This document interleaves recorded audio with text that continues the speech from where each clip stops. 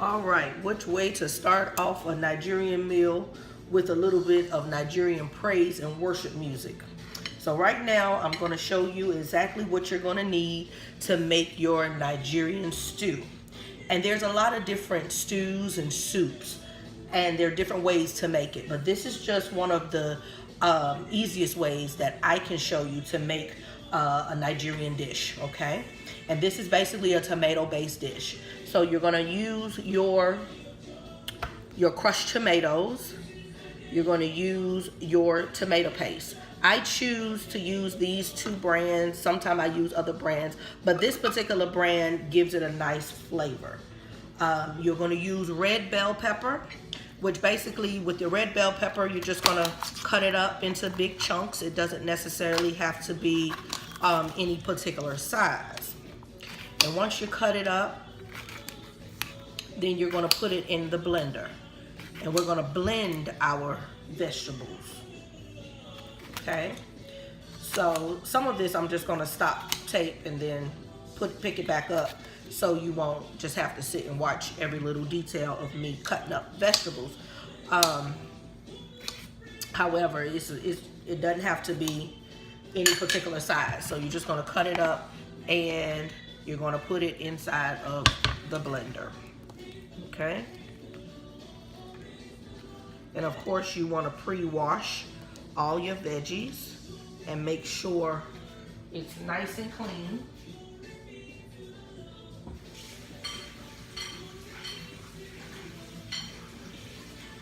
Glory to the Lord, hallelujah.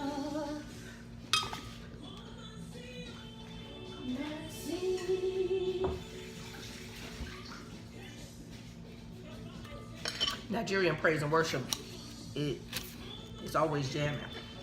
Keep you on your toes. So while you cook, make sure you don't cut yourself, but you can put your little dance on.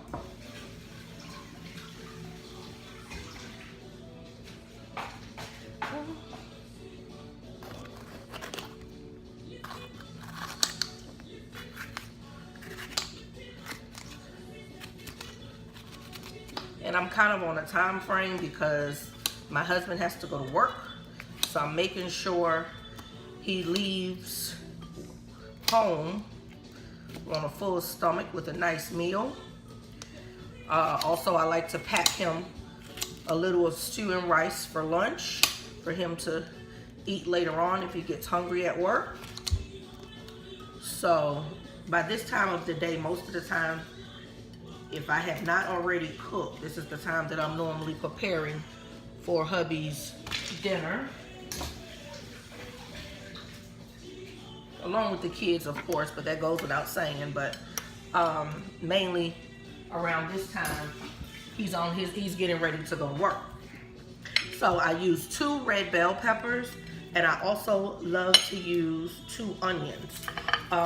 Onion gives it a really good flavor. It's really important to have some onions available. Even if you're a person who don't like onions, you won't know that onions is there. It just gives the stew a real good flavor, okay? And again, you don't have to cut this up any particular way either. Just make sure you get it in the blender. I don't like to make stew that's very soupy and watery.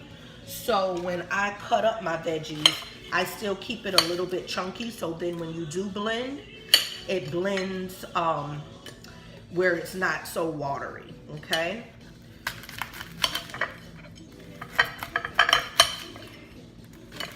If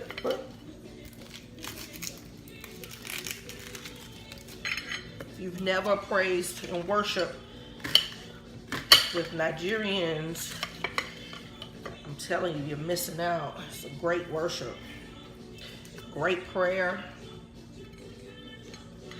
You would have sweat and danced as if you went out somewhere, because that worship is awesome.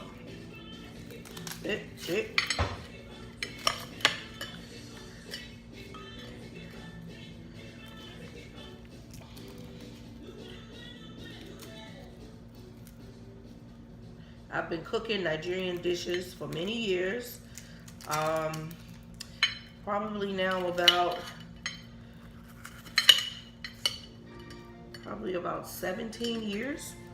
I hadn't been married that long, but I've been already engulfed in the West African communities for a very long time.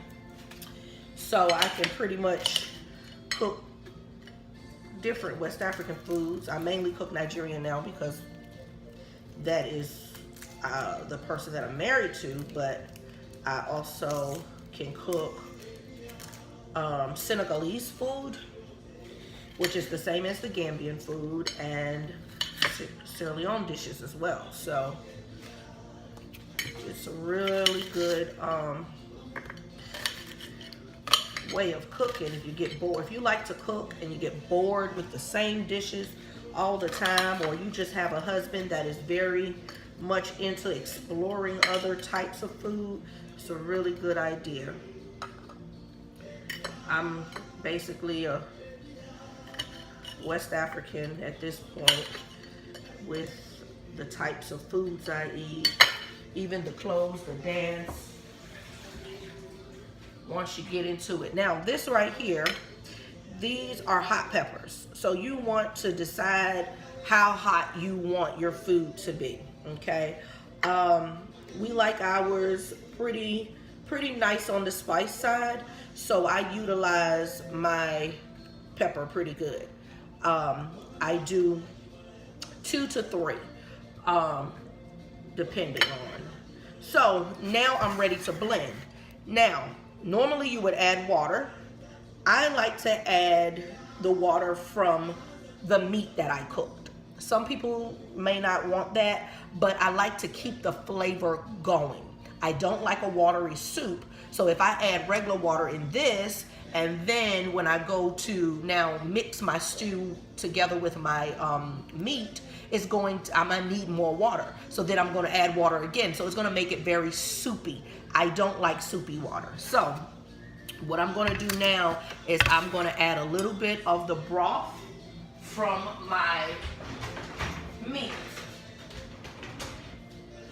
And you can decide which meat you want. You can use fish, you can use chicken, turkey.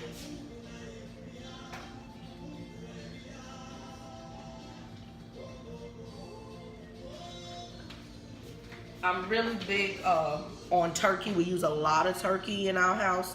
I buy turkey, and when I buy next time, I'll maybe make a video or take a picture of it so you can see. I buy my meat by the box, huge boxes of fresh turkey and smoked turkey. So this is what I'm cooking today, is smoked turkey. So this is, I'm pouring in from the smoked turkey.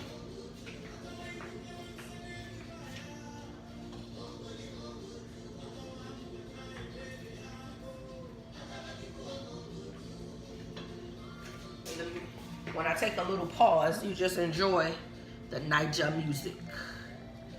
All right, ladies, so now I've put in a good amount of the broth, and it has that nice flavor from the smoked turkey already there. So it's gonna help you flavor your stew as well, okay? So while this is blending, I'm also going to put my oil in my pan, my saucepan, to start getting hot, because what I'm doing is I'm kind of making it more of a party flavor. There's different types of ways to make the dishes depending on if you're making it just for like a regular day or party. I just actually like the party taste. So I'm going to fry my stew, okay? So what I'm gonna do first is, and I know some might think that this is a lot, but when you're making like West African foods, we do utilize the oil quite a bit. So what I'm gonna do is I'm going to use probably about 2 cups of vegetable oil. And I switch up between, I mainly use the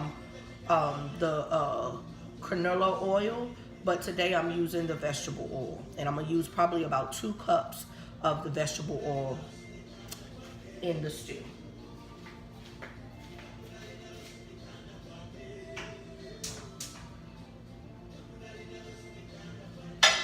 And you can eyeball it.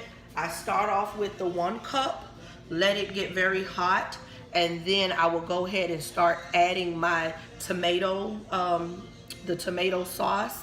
And then with my tomato paste, the tomato paste, oh my God, y'all, it's awesome.